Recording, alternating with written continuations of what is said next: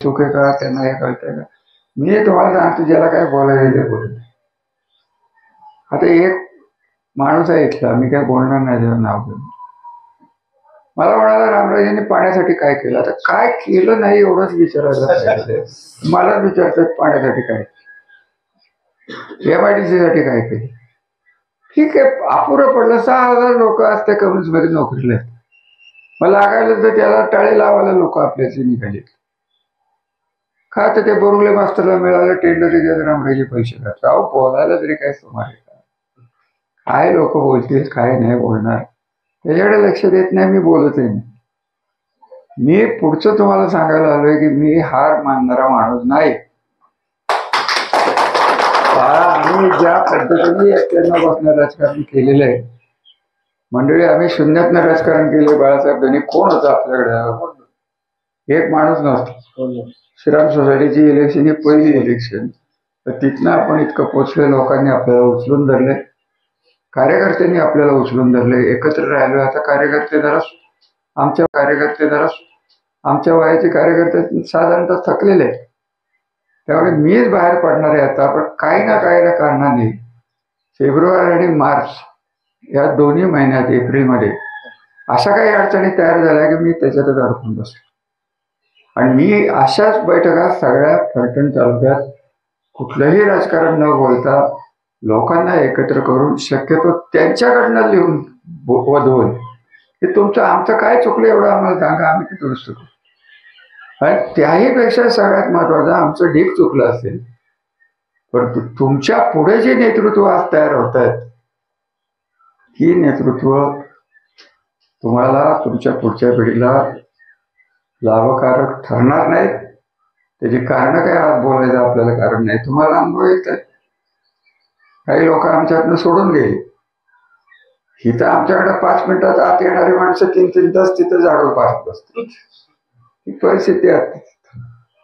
काय झालं की सगळ्यात सोप्या रीतीने सगळं होत गेलं की त्याची किंमत राहत नाही. आम्हाला कळायला नाही म्हटलं तरी धनी उशीरच लागला.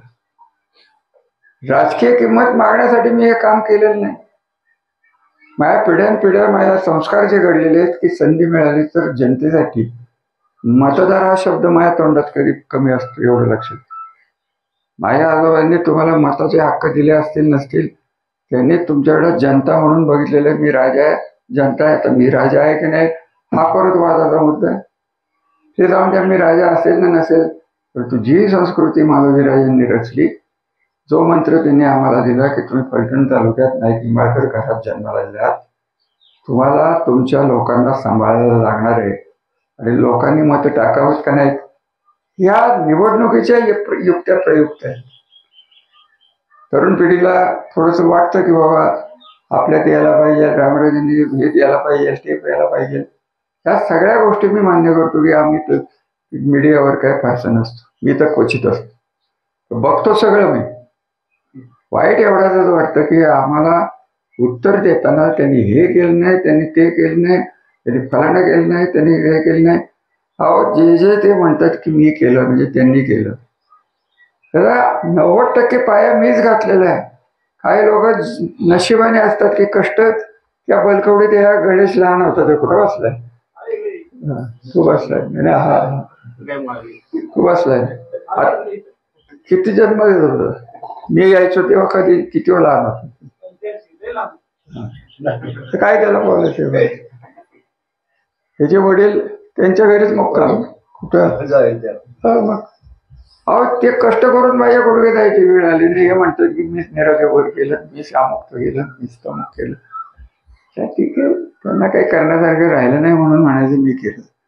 4 चमचे सोशल मीडियावर बाळगले, त्यांनी उचलून धरायचं, आपण दुर्लक्ष करायचं. मी काय करणार आहे एवढं सांगून मी तुमचा निरोप घेणार आहे. एक तर बिघडलेली राजकीय परिस्थिती आणि मी जे कमवून ठेवलेलं आहे या तालुक्यासाठी, या जिल्ह्यासाठी, हे चांगल्या रीतीने शोधून त्याच्या हातात आपल्याला हे सगळं द्यायला लागणार आहे. यांच्या हातात जर हे सगळं गेलं तर तुमचा सत्यानाश व्हायला फारसा वेळ लागणार नाही.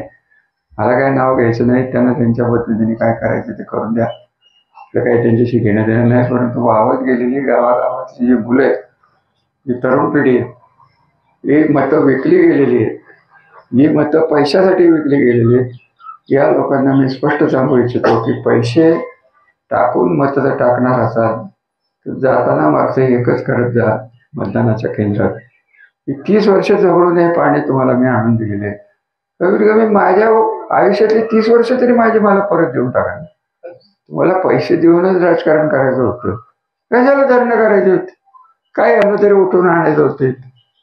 निवांत होते की चांगले ह्या बडेदादाच्या घरी घरी रेशनचं दुकान होतं, सगळ्या 5-6 गावात हेच पुरवत होते. काय तुमचं वाईट चाललं होतं?